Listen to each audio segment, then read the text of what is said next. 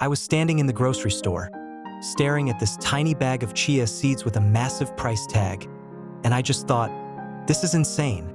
I mean, they're just seeds. Why am I paying a premium for something nature literally designed to grow for free? I knew there had to be a better way. I was done overpaying for tiny bags of so-called superfoods, so I decided to try growing my own. What I found was a ridiculously simple method to have an endless supply of this nutritional powerhouse for pennies. And today, I'm going to show you exactly how I did it so you can too. This isn't some complex gardening project. You don't need a huge backyard or fancy equipment. This is something you can do on your windowsill, and it's going to change the way you see superfoods forever. So, the first question I had is probably the same one you have. Can you really grow the chia seeds you buy at the store? The answer is a huge yes. Most chia seeds sold for you to eat are raw, untreated, and totally viable for planting. You don't need to hunt down some special gardening version. The bag in your pantry right now holds the potential for a nearly infinite supply. That was the light bulb moment for me. The barrier I'd imagined, needing some special seed packet, just wasn't real. We've just forgotten that these are, at their core, plant seeds. They come from the mint family, Salvia hispanica, an herb that grows easily in warm climates. The seeds you toss in your smoothie have the same life force as any other seed, just waiting for a little soil and water to get started. Once I realized that, I knew I had to try it. I wasn't just buying a food product, I was buying a packet of potential. So where do you start? I didn't want to go all in on a full outdoor garden just yet. I wanted a quick win, something to prove this whole thing worked. And that led me to the world of microgreens. Chia microgreens are one of the fastest, easiest things you can possibly grow, and you can do it year-round right inside your house. Here's the shockingly simple process. You only need a few things: a shallow tray or even a terracotta plant saucer, some basic potting soil or coconut coir, a spray bottle, and your store-bought chia seeds. First, fill your tray with your soil. I just used a simple seed-starting mix. Get it nice and moist, like a wrung-out sponge, but not a swamp. Next, sprinkle your chia seeds evenly across the top. Don't worry too much about perfect spacing. Just aim for a nice single layer. And here's the most important tip: do not bury the seeds. They need light to germinate, so just let them sit on top of the soil. Once they're scattered, give the surface a gentle misting with your spray bottle.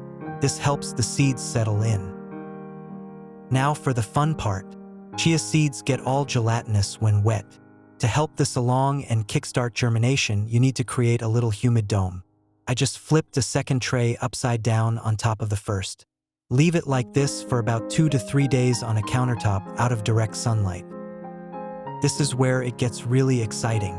For the first couple of days, not much seems to be happening.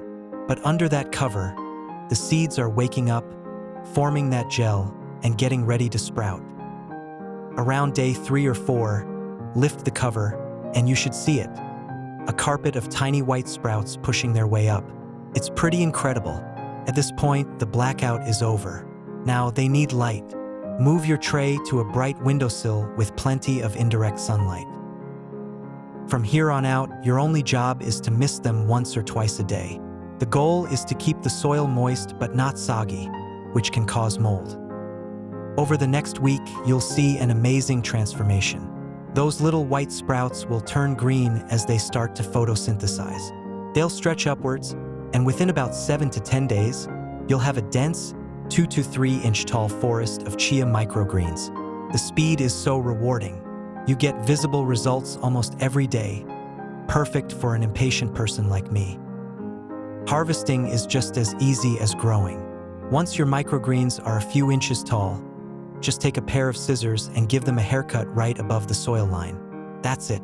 You've got fresh, vibrant, homegrown superfood. So what do they taste like? They have a really mild, slightly tangy, fresh flavor. They're fantastic on sandwiches, in soups, and sprinkled over salads. You can blend them into a smoothie or pile them on your avocado toast. And nutritionally, you've just grown your own little powerhouse. While the seeds are famous for their omega-3s and fiber, the microgreens are packed with protein, vitamins A, C, E, and K, and minerals like calcium and iron. They're loaded with antioxidants and the chlorophyll that makes them green. You get all this dense nutrition from something you grew in about a week. Start a new tray every week, and you'll have a perpetual supply of fresh greens. After my success with microgreens, I was hooked. The next logical question was, could I take it a step further? Could I grow a full chia plant and harvest my own seeds, closing the loop for good? The answer is yes, but it takes a bit more effort. Growing chia to full maturity for seed harvesting requires more time, space, and the right climate. The plant, Salvia hispanica, is native to Central America and loves hot, sunny weather. It's an annual herb that can't handle frost, so it grows best in USDA hardiness zones 8 through 11. If you live somewhere with a long, hot growing season, you're in luck. You'd plant the seeds outdoors in a sunny spot after the last frost. They need at least 6 hours of direct sunlight a day and prefer well-draining, sandy soil. Just scatter the seeds, press them in gently, and keep them moist until they sprout.